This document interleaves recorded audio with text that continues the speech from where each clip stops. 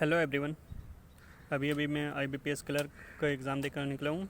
ये मेरा एग्ज़ाम 3 सितंबर 2022 को फर्स्ट शिफ्ट में था।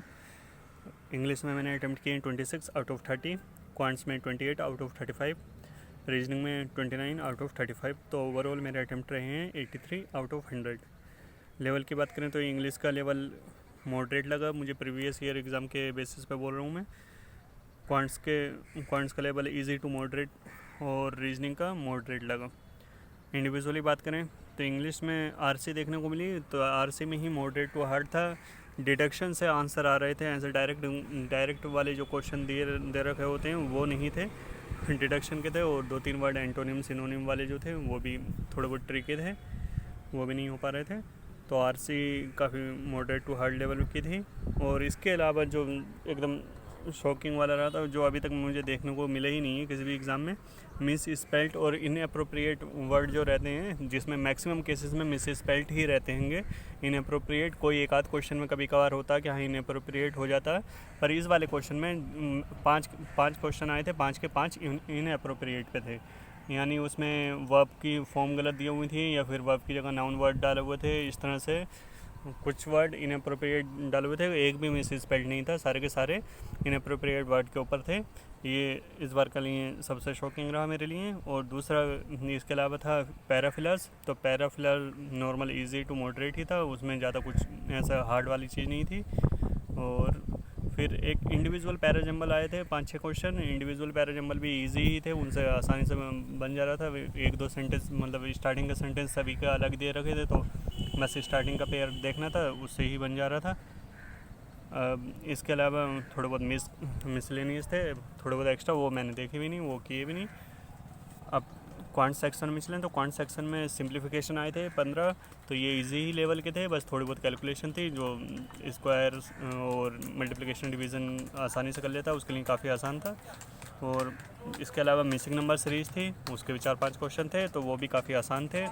डिफरेंस से ही सारे के सारे डिफरेंस से ही बन रहे थे। केवल एक क्वेश्चन था जिसमें इंटू 2+2 का लॉजिक लगा हुआ था, बाकी सब डिफरेंस थे। डिफरेंस में स्क्वायर्स आ जा रहे थे, या फिर एक में 14 का टेबल आ गया था, एक में स्क्वायर्स, एक में आया था प्राइम नंबर सीरीज़। और एक DI थी लाइन ग्राफ की। तो लाइन ग्राफ की DI में एक लाइन ग्राफ दे रखा था टोटल वैल्यूज़ का, और एक लाइन ग्राफ दे रखा था केवल बोट की वैल्यूज़ का। और उससे फिर दूसरा शिप की वैल्यू निकालनी थी, तो शिप की भी उससे वैल्यू निकाल के फिर जब वो वैल्यू निकल जाएगी तो फिर ठीक ठाक आसान ही था। बस फिर कैलकुलेशन ही थी कि हाँ इसमें इसका इससे रेशियो या उसका इतना बढ़ा दिया तो कितना होगा, यही था कैलकुलेशन में। इसके अलावा अरिथमेटिक था। अरिथमेटिक में एक क्वेश्चन जो अब ट्रेंडिंग लेवल में चल रहा है, एक क्वेश्चन नंबर से देखने मिलते ही है हर एग्ज़ाम में, तो एक क्वेश्चन नंबर से था और बाकी सब नॉर्मल ही अरिथमेटिक थे। तो इजी टू मॉडरेट थी, ज़्यादा हार्ड अरिथमेटिक नहीं थी, नॉर्मल ही। वो जो CI का था क्वेश्चन, और बोट एंड स्ट्रीम का था, और ट्रेन का था, और टाइम एंड वर्क का था, ये सारे क्वेश्चन थे अरिथमेटिक में। और अब चलते हैं रीजनिंग में। तो रीजनिंग में सबसे पहले पज़ल की बात करें तो 4 पज़ल थे। 4 पज़ल, एक वो अरेंजमेंट वाला जो नॉर्मल पज़ल रहता है, जो इजी रहता है, वो इजी ही था। 7 मेंबर थे, उन्हें अरेंज करना था कि कौन पहले जा रहा कौन बाद में जाएगा। तो उन्हें 1 2 3 करके अरेंज, मतलब 7 मेंबर थे, उन्हें अरेंज करना था।